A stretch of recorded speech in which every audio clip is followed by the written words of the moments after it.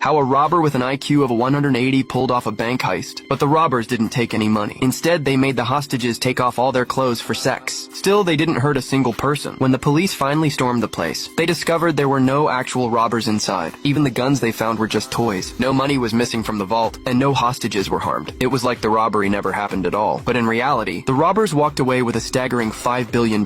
So how did they manage it? The mastermind's name was Dalton. He disguised himself as a bank employee and casually walked right in. He then pulled out an infrared searchlight to disable all the surveillance cameras, and his team followed, unlocking the bank doors from the inside. When the security guard noticed something was off and was about to raise the alarm, Dalton pressed a cold object against his waist to keep him quiet. And just like that, the show began. The robbers took control of everyone inside with ease. A passing patrol officer sensed something was wrong and quickly called for backup. Soon, a SWAT team arrived in full force and surrounded the bank. But Dalton stayed calm because it was all part of his plan. He had his team collect the hostages, phones, and keys. Then he ordered the hostages to strip off their clothes and put on uniforms. The robbers did the same, dressing up in identical outfits and masks. After that, they shuffled the hostages into different rooms randomly. At one point, an elderly man fell ill. Dalton immediately sent him out for medical help. This showed a bit of his humanity and helped keep the hostages calm. At the same time, it was a calculated move to taunt the police. After all the setup, it was finally time to get down to business. But Dalton didn't get excited. He glanced at all the cash piled in the room, ignored the more valuable safe, and instead headed to a utility room. Looking around, he said, "This is perfect." He then had his partner move some shelves and start breaking through the floor. What they were really after, you'd never guess. The police sent Kyle, an experienced negotiator, to handle the situation. Kyle tried calling Dalton, but Dalton refused to speak. All the security cameras had been destroyed, and Kyle was left clueless about the bank's layout. Just when things seemed hopeless, Dalton released another hostage. This one had a large box strapped around his neck. The police feared it was some kind of weapon, so they approached with extreme caution. Inside the box was a letter from Dalton. He demanded the police deliver 2 fueled buses and a fueled helicopter by 9